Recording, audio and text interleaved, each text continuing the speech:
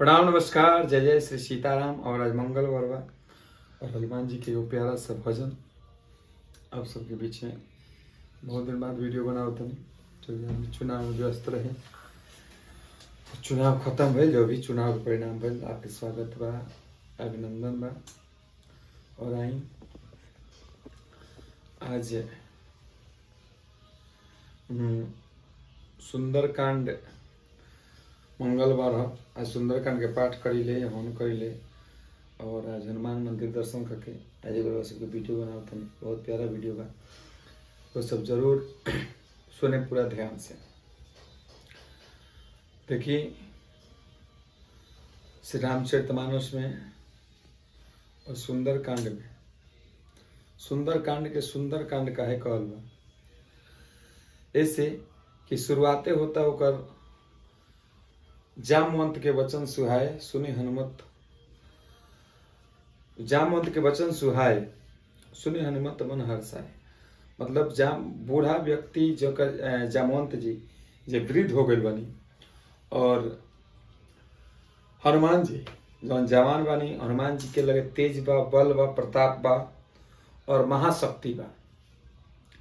और एगो शक्तिशाली आदमी एगो वृद्ध व्यक्ति के बात सुनता तो वैसे सुंदरकांड के शुरुआत होला। वो चाहे ये चीज परिवार में अपनाई, चाहे राजनीतिक में अपनाई, चाहे कोनो काम में अपनाई। जब देखी पॉलिटिक्स में लोग जब बुजुर्ग के बात छोड़ के नौजवान के सुने लगेला तो वो जी सुंदरकांड ना होला। ऐसे सुंदरकांड यही से नाम पड़ल। तो वह परिवार में भी, वह समाज में भी, और वह हर क्षेत्र में, हर कार्य में, हर पॉलिटिक क्षेत्र हो के, चाहे जौन भी क्षेत्र हो के, उनमें वही चीज अपनाए तो आपके जीवन सुंदर बन आई। हर दीन दयाल बिरद संभारी, हर हुनाथ मम संकट भारी। ये चौपाई इतना शक्तिशाली बा रवा सुंदरकांड के कि सीता जी हनुमान जी से ही कहता है कि दीन दयाल वीरेंद्र संभारी, हरहु नाथ मम संकट भारी। हे दीनानाथ, हे दीनबंधु, हे रघुवर, पूरा जहान के दुख दूर करे वाला भगवान श्री रामचंद्र, हे प्रभु, आज कौन ऐसा ऐसी कमी बा जाना से हमार दुख नहीं किया। सीता जी हनुमान जी से कहते हैं कि जाके प्रभु जी से, रघुवर जी से संदेशा दी कि जल्दी से दुख हरे। और सीता जी हनुमान जी से कहने, लेकिन जब भी रहुआ ये अपना मन से हनुमान जी से प्रार्थना करके इस संवाद ये चौपाई सुनाए तो जरूर रहुआ ऊपर हनुमान जी का और राम जी की कृपा हुई।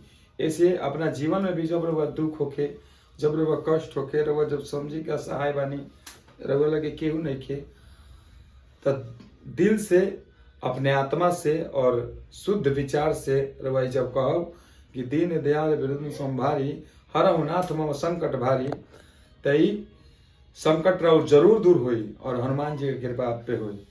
तो आई आज के वीडियो कैसा लगा वो सब कमेंट में जरूर बताएं। लेकिन आए एगो प्यारा सा छोटा सा भजन के एक बार जो रघुबर की नजरों का इशारा हो जाए।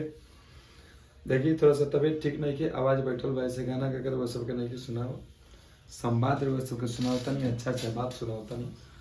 आज से वीडियो फिर शुरू हो गई, फिर से नियमित ढंग से अपना काम पे सब लोग लौट जाए और अपन काम करी, सभी आनंद रही। ठंडा बा, ठंडा से बचावे के बाद, चूँकि शुरुआती ठंडा रहे सबके शरीर के हानि पहुँचा सकता। लगन पताई में, न्योता कार्य में बहुत सारा लोग लगे जाए के बाद ये सर वो सब अपन ठंडा के व्यवस्था करके चली। नमस्कार, प्रणाम, जय जय श्री राम, जय हनुमान जी।